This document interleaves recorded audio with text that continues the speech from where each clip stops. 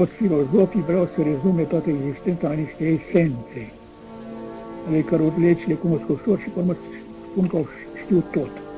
N-au cunoscut ideea de persoană. Și mântuirea ea persoanei, nu a esenței.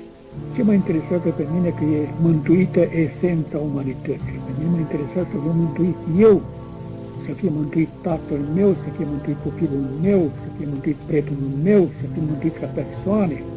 Esența nu există decât în persoane. Creștinismul a adus ideea de persoană și în această idee de mântuire. Occidentul n-a priceput lucrurile acestea, acolo creștinismul a mers într-o lume ieșită din barbarie. Un teolog reformat spunea de ce la noi creștinismul a intrat într-o lume ieșită din barbarie și ne-a învățat atâta, să nu ucidem, să nu furăm. De când în Orient a venit într-o lume foarte rafinată, care văzuse că toate filozofiile și culturile lor anterioare